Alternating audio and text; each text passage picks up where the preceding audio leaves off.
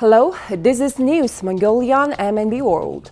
I'm your host, Rambold. And for our top stories.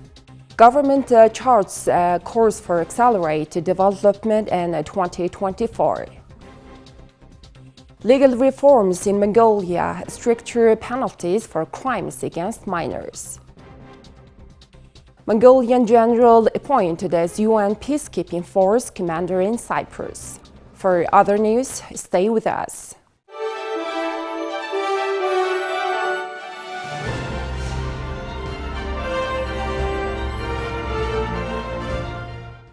During its regular session on January 3, 2024, the Mongolian cabinet unveiled pivotal decisions aimed at propelling the nation's progress. Prime Minister Oyun issued a directive to expedite the implementation of crucial projects and measures, emphasizing tangible results. The Minister of Mongolia and head of the Cabinet Secretariat Amr Baysalam presented an array of initiatives slated for intensified efforts in the first half of 2024. The current status of 75 projects integral to Mongolia's developmental roadmap spanning Vision 2050, the government's 2020-2024 action plan, the new revival policy, and the 2023 National Development Plan is below par, with some yet to commence.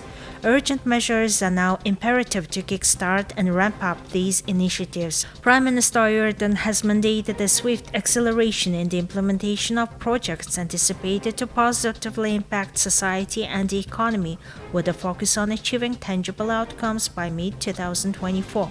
Consequently, an official directive will be issued to government members and governors of provinces and Ulaanbaatar city. In a strategic move, the government and its final 2023 session gave the green light to the resolution designating 2024 as the year to support regional development.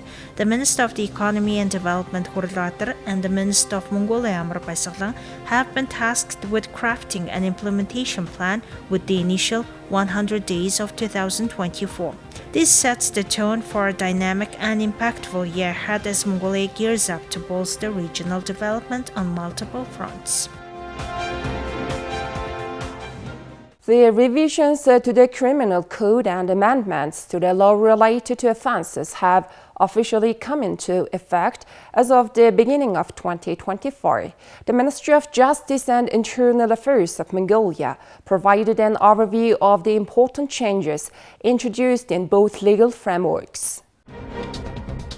Mukhirtan, advisor to the Minister of Justice and Internal Affairs, emphasized that the amendments entail stricter penalties for crimes against minors.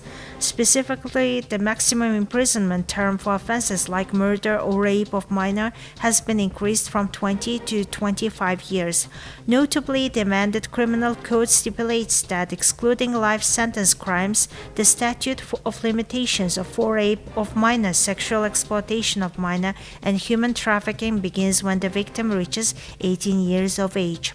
Under the amended law, individuals convicted of crimes with aggravating liability against minors, including murder, rape, sexual exploitation, and human trafficking, are ineligible for early release on parole. Furthermore, those convicted of such crimes, particularly human trafficking, will not be able to receive a pardon. The amendments to the law on offenses also entail stricter penalties for criminal cases and offenses related to driving under the influence of alcohol.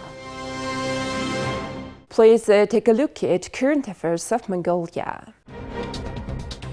On January 2, 2024, the appointment of Major General Erdenbat as the commander of the UN Peacekeeping Force in Cyprus was announced by UN Secretary General Antonio Guterres. Major General Erdenbat was previously held key positions including Chief of Staff of the Air Force of Mongolia, Senior Officer of the General Staff of the Armed Forces, and Head of the Department of Peace Support Operations of the General Staff of the Armed Forces between 2014 and 2017. Furthermore, he boasts a wealth of experience in aid, peacekeeping, and peace support operations conducted under the mandate of the United Nations and the North Atlantic Treaty Organization. His service spans missions in Iraq, Sierra Leone, Kosovo, Sudan, and South Sudan. Major General Erdenbat has fulfilled roles such as the regional commander of the UN peacekeeping operation in Liberia and the battalion commander of the UN OPS in South Sudan. Additionally, he has served as the Chief of Staff and Commander of the Juba Sector of Operations between 2018 and 2022 in South Sudan. Please take a look at currency exchange rates provided by the Mongol Bank.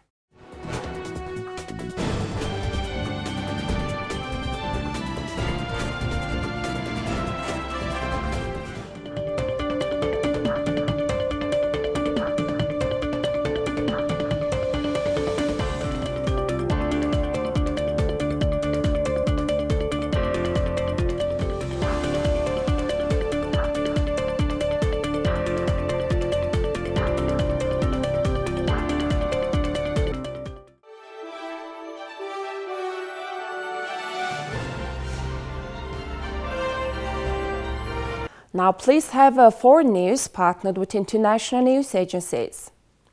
The United Nations is continuing to warn about the adverse political, security, economic, and humanitarian repercussions of military escalation in the Red Sea. Speaking to the UN Security Council, Assistant Secretary General Khaled Harris said that continued Houthi threats to maritime navigation coupled with the risk of further military escalation remain of a serious concern. The United Nations continue to warn against the adverse political, security, economic, and humanitarian repercussions of military escalation in the Red Sea and the risk of exacerbating regional tensions. Continued Houthi threats to maritime navigation, coupled with the risk of further military escalation, remains of serious concern and could potentially impact millions in Yemen, the region, and globally. We reaffirm the importance of ensuring safety and security of maritime navigation in the region. In that regard, we also call for the immediate release of the Galaxy leader and her crew, which was seized by the Houthis on 19th of November. We reiterate that such incidents originating from Houthi-controlled areas of Yemen must stop. No cause or grievance can justify continuation of these attacks against the freedom of navigation. For weeks, the Houthis have claimed attacks on ships in the Red Sea that they say are either linked to Israel or heading to Israeli ports. They say their attacks aim to end the Israeli air and ground offensive in the Gaza Strip that was triggered by the Palestinian militant group Hamas on October 7th, attack in southern Israel.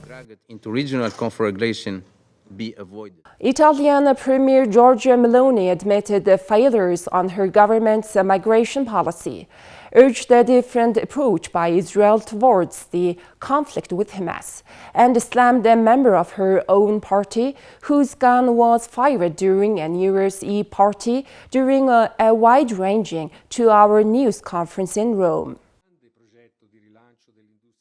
Meloni told her European Union partners Thursday that curbing migration flows from African countries has less to do with offers of charity than strong partnerships coupled with strategic investments in those nations. She said last month's deal on the European Union's migration and asylum pact partially improved the situation for Italy and other asylum countries, but doesn't represent a solution to increasing migrant arrivals.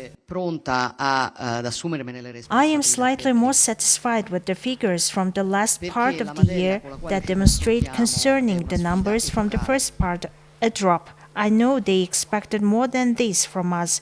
I am ready to assume responsibility. Why? Because the issue we are facing is an epochal challenge. My goal is to work in Africa, block the departures in Africa, evaluate the possibility to open up hotspots in Africa to establish who has the right and who doesn't to come to Europe. At the same time, work on legal migration. You know what we have done on this? We were the first government to start a migrant working visas decree for 3 years, just to give you an idea. Why? Because another fundamental element of fighting illegal migration is to take steps on legal migration. But to take steps for legal migration, it is important to fight the illegal part. Reforms European Union leaders agreed on last month are based on a new set of regulations governing how member states respond to people arriving in Europe. The deal has been harshly criticized by humanitarian groups, saying it will diminish the rights of people on the move. Meloni also said that supporting Africa's development and the dangers posed by artificial intelligence will be among the key themes for Italy during its one-year presidency of the Group of Seven G7, which Rome took over at the start of January. Italy outlined its proposed strategy in Africa in the so-called Mattei Plan, named after Enrico Mattei, founder of state-controlled oil and gas giant Eni, which aims at expanding cooperation beyond energy. Meloni said the plan includes specific projects, but stopped short of providing details, adding they will be unveiled in the coming weeks. The Italian leader admitted that results in tackling illegal migration, one of the top priorities of her far-right coalition government, are so far disappointing. Meloni's government garnered criticism by aid groups and left-wing opposition parties after approving harsher immigration laws, restrictions on sea rescue operations, and plans to build migrant reception centers in Albania. But her electoral promises to stop massive migration flows to Italy have been mostly unfulfilled. In 2023, the path from North Africa across the central Mediterranean to Italy became Europe's busiest migration route. According to the UNHCR, a total of 260,000 people have crossed the Mediterranean Sea from northern Africa to Europe since the beginning of 2023. Data from Italy's Interior Ministry showed the migrant arrivals in Italy jumped 50% in 2023 from the previous year. About 155,000 migrants reached Italian shores last year, including more than 17,000 unaccompanied minors, compared to 103 in 2022. A New York City subway train derailed Thursday after being sideswiped by another train, leaving more than 20 people with minor injuries, including some who were brought to hospital, city police said. A one train and a Metropolitan Transportation Authority work train were both traveling northbound near the 96th Street station on Manhattan's Upper West Side when they sideswiped each other at about 3 p.m., police said at the scene. A derailment happens when at least one wheel of a train leaves the track. About 300 people were evacuated from the passenger train that derailed, and firefighters also evacuated a few hundred people from a third train that wasn't involved but had to stop in the tunnel because of the collision. It was very nerve-wracking. I was so nervous. I tried to use my phone to call someone. I had no service on there. And I tried to remain calm as best I can, but now I just... You seem very frazzled at the moment. I feel very lightheaded. I'm just in shock right now. I'm in a lot of shock. I didn't know what was going on. I didn't know if it was an attack. I didn't know what. I saw smoke, and I just didn't know what was going to happen next. All I was hoping was I would get out of the train car safely. We were on the train and then there was a sudden jerk forward, a jerk back. Everyone started falling on top of each other. And then there was just basically silent. We were in the front car, so we had a general sense of what was going on since we could overhear the walkie-talkies from the NTA personnel in the front. But there wasn't an official announcement. The collision caused major disruptions to the 1, 2, and 3 lines during the afternoon rush hour. The MTA said there was no service on those lines in most of Manhattan on Thursday afternoon. The MTA said there had been a derailment but didn't confirm the cause. The New York Police Department said 7 passengers and 1 crew member were taken to hospitals. At least 20 emergency vehicles were on the scene, including police, fire, and Metropolitan Transportation Authority. Well, that's all for today. Thank you for staying tuned. We'll see you next time with more news and updates. Have a great day ahead.